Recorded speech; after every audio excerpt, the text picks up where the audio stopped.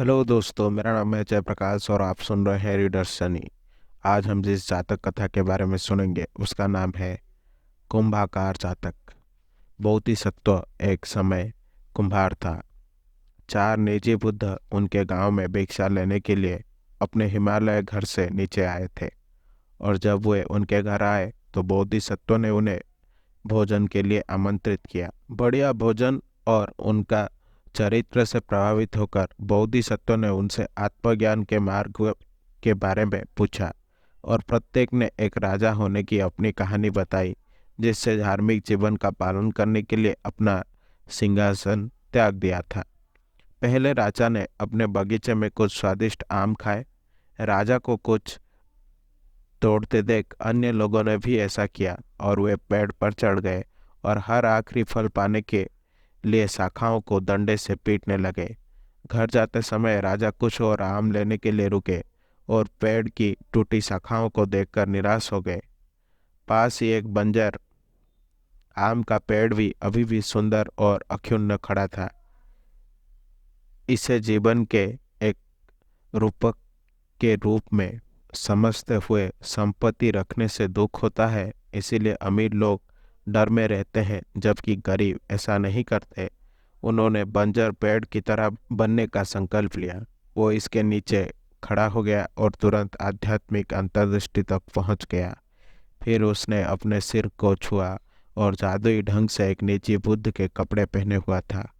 अपना नया जीवन शुरू करने के लिए हिमालय की ओर उड़ान भरने से पहले हवा में खड़े हुए और अपने आसपास के लोगों को उपदेश दिया। दूसरे राजा ने एक स्त्री को इत्र पीसते देखा। उसने प्रत्येक बांह पर एक रक्त रंजित कंगन पहना था और जब वो काम कर रही थी तो उनसे कोई आवाज नहीं आ रही थी।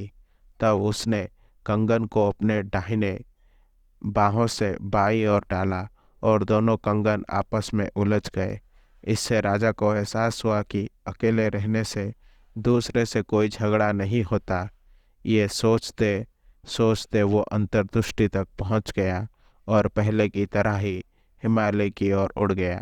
तीसरे राजा ने एक बाज को मुंह में मांस का टुकड़ा लिए उड़ते देखा। अन्य पक्षियों ने उसे घेर लिया और अपने पैरों और चोंचों से हमला किया। इसीलिए बाज ने मांस को गिरा दिया और आराम से रह गया। एक अन्य पक्षी ने मांस छीन लिया। उसी तरह के हमले का सामना करना पड़ा और उसे भी गिरा दिया और तीसरे ने भी ऐसा ही किया। राजा को एहसास हुआ कि मानवीय इच्छाएं मांस के समान है।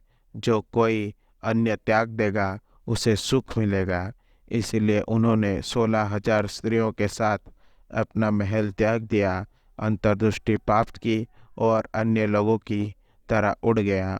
चौथे राजा ने देखा कि बाड़े से निकले कई सांड वासनाओं में एक ही गाय पर हमला कर रहे हैं। गाय को अपने लिए चाहने के कारण एक बैल ने दूसरे को मार डाला। राजा ने यह समझकर कि इच्छा की शक्ति दुख लाती है, सब कुछ त्याग दिया। उसे अंतर्दृष्टि पाई और दूसरों की तरह उड़ गया। अपने मेहमानों से प्रभावित होकर बोधिसत्व और उनकी पत्नी दोनों दुनिया को त्याग कर तपस्याओं का सरल जीवन जीना चाहते थे। उसने अपनी पत्नी से कहा कि वह अपने बच्चों की देखभाल करे ताकि वो जा सके। देर न करते हुए उसने एक बर्तन लिया और कहा कि वो पानी की टंकी पर जा रही है, लेकिन वो वास्तव में शहर भाग गई और तपस्वियों के एक समूह में शामिल हो गई और कभी घर नहीं लौटी। उनकी पत्नी के चले जाने के बाद बौद्ध सत्व के पास काम करना जारी रखने और अपने छोटे बच्चों के देखभाल करने के अलावा कोई विकल्प नहीं था। जब वे थोड़े बड़े हो गए तो उन्होंने हर दिन अलग अलग तरीके से चावल पकाना शुरू कर दिया। कभी कम पका हुआ, कभी कभी अधिक पका हुआ, कभी कभी पर्याप्त नमक के बिना, कभी कभी बहुत अधिक नमक के साथ, और इसी तरह चावल पकता रहा। एक बार जब बच्चों को मतभेद समझ में आ गया तो बोधिसत्व ने उन्हें कुछ रिश्तेदारों को दे दिया और एक तपस्वी के रूप में अपना नया जीवन शुरू किया। कुछ समय बाद बोधिसत्व अपनी पत्नी से पुनः मिले।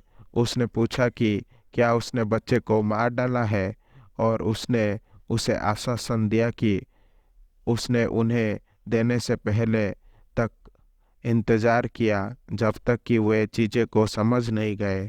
फिर वे दोनों अपने अपने रास्ते चले गए और फिर कभी नहीं मिले। ये कहानी बुद्ध के जीवन काल में 500 मित्रों ने बुद्ध के धर्म पर चर्चा करते हुए सुना था और उनके शिष्य बनने के लिए उन्होंने एक साथ संसार त्याग दिया।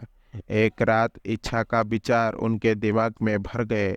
बुद्ध लगातार अपने शिष्यों पर नज़र रखते थे, जैसे एक आंख वाला व्यक्ति अपने आंख की रक्षा करता है। एक माँ अपने बेटे की, एक याक अपने पूंछ की और एक जो अपने अंडे की।